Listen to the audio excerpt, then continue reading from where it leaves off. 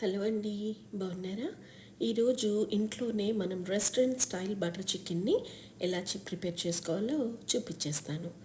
ఇప్పుడు మనము పచ్చిమిరపకాయలు, ఉల్లిపాయలు, అల్లము, జీడిపప్పు, కాశ్మీరీ రెడ్ చిల్లీస్, టొమాటో ముక్కలు, గార్లిక్ ఇవన్నీ చిన్న చిన్న పీసెస్ కట్ చేసుకుని ఒక సిమ్లో ఉన్న ప్యాన్లో వేసేసుకుందాము. వేసేసుకుని దాన్ని ఒక్క 1 to 2 minutes దాన్ని చక్కగా మిక్స్ చేసుకుందాం.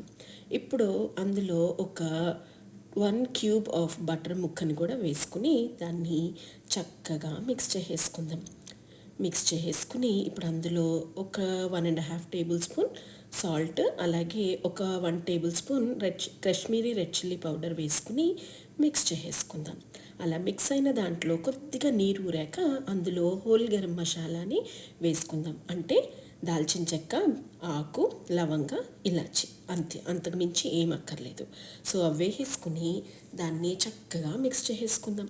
మిక్స్ చేసుకున్నాక కొద్దిగా నీరు బయటకు ఊరాక అందులో ఒక 2 cups ఆఫ్ వాటర్ని కూడా గోరువెచ్చగా ఉన్న నీళ్ళని అందులో పోసేసుకుందాం. అలా పోసేసుకున్న దాన్ని మంచిగా మిక్స్ చేసుకుని మూత పెట్టుకుందాం. అది మగ్గాలి కదా, అందుకని. ఇప్పుడు మనము అలా మగ్గిన దాన్ని స్టవ్ ఆఫ్ చేసి చల్లారబెట్టుకోవడానికి పక్కన పెట్టేసుకుందాం.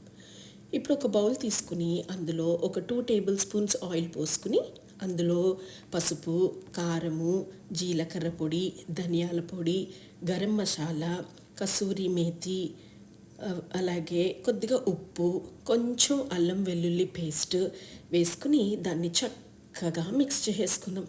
చక్కగా అంతా మసాలా కూడా కలిసేటట్టుగా ఆ నూనెలో మిక్స్ చేసుకుని ఒక 1 నుంచి 2 tablespoons గట్టి పెరుగును కూడా వేసుకుని మిక్స్ చేసుకుందాం. శుభ్రంగా కడిగి పెట్టుకున్న బ్రెస్ట్ చికెన్ పీసెస్ని, చిన్న చిన్న పీసెస్ని అందులో వేసుకుని ప్రతి ముక్కకి ఆ మసాలా అంటేటట్టుగా దాన్ని చక్కగా మిక్స్ చేసేసుకుందాం. మిక్స్ చేసి ఒక 10 నిమిషాల పాటు దాన్ని మ్యారినేషన్ కోసము పక్కన పెట్టుకుందాం. ఇప్పుడు ఒక చక్కటి నాన్ స్టిక్ ప్యాన్ తీసుకోండి.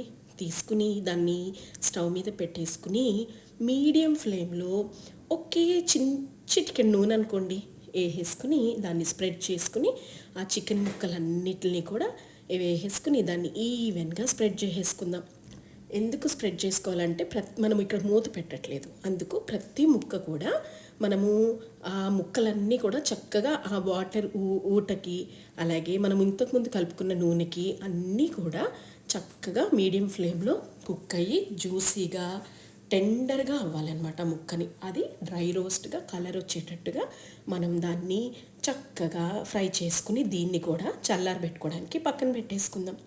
ఇప్పుడు మనం ఏదైతే చల్లారి పెట్టుకున్నామో టొమాటోస్, అది ప్యూరీగా స్మూత్ ప్యూరీ అనమాట చేసి పక్కన పెట్టుకుందాం.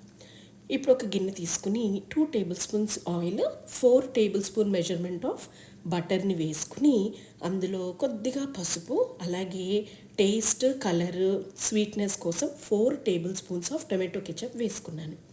వేసుకుని ఆ బటర్ అంతా, ఆ కెచప్ అంతా అందులో కుక్ అయ్యేటట్టుగా మంచిగా అదంతా కరిగిపోయేటట్టుగా దాన్ని ఫ్రై చేసుకుని ఇప్పుడు మనం ఏదైతే టొమాటో ప్యూరీ చేసి పెట్టుకున్నామో అదంతా తీసుకుని ఈ గిన్నెలో పోసేసుకుని దాన్ని ఒక్కసారిగా మిక్స్ చేసేసుకుని అంతా కలిసేటట్టుగా ఇప్పుడు దాన్ని మూత పెట్టుకుని చక్కగా కుక్ అవనిద్దాం.